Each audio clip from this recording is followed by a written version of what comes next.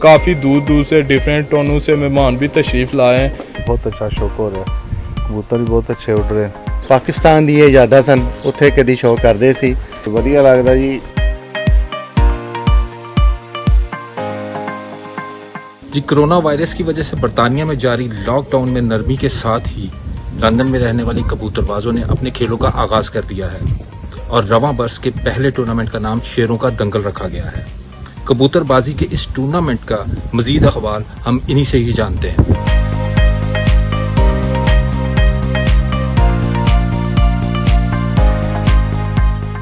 London United pigeon club के ज़ेर एहतमाम जो टूर्नामेंट हो रहे हैं साल 2020 में उनका आगाज़ हो गया है और काफ़ी दूर दूर से डिफरेंट टोनों से मेहमान भी तशरीफ़ लाए हैं और हम तवक्को करते हैं कि हमारा आगाज़ जो है पाकिस्तानी हाफला पिजन जो हम कंपटीशन हर साल कराते हैं बहुत अच्छा होगा और अच्छा शौक शौकीन को देखने को मिलेगा। माशाल्लाह साडा ऑल लंडन बेबी टूर्नामेंट हो रहा है तो काफ़ी सारिया छत्तां ने तो माशाल्लाह में काफ़ी दोस्त भरा आए 10-15 बंदे से बैठे हैं। माशाल्लाह सुबह का बहुत अच्छा शौक हो रहा है, कबूतर भी बहुत अच्छे उड़ रहे हैं। साढ़े Watford east London south hall all London tournament काफ़ी छत्तां साड़ियाँ तो माशाल्लाह उस्ताद वैस खुरम साहब ऑर्गेनाइज करते हैं हर साल।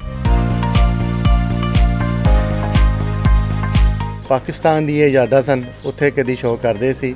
ਇੱਥੇ ਦੁਬਾਰਾ ਉਹ ਸ਼ੌਕ ਕਰਨ ਦਾ ਮੌਕਾ ਮਿਲਿਆ ਔਰ ਬਹੁਤ ਹੀ ਇੱਕ ਖੁਸ਼ੀ ਹੋਈ ਹੈ।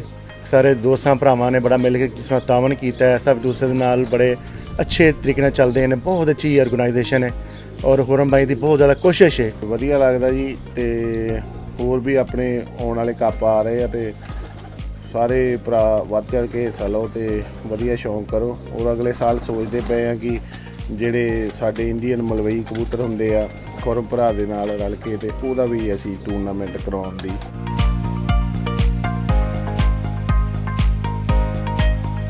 तीन बेबी पिजन उड़ाए जा रहे हैं जो कि चौधरी वैस खुरम ने ऑर्गेनाइज किया है। मुकाबले माशाल्लाह काफ़ी जोशो खरोश से जारी है।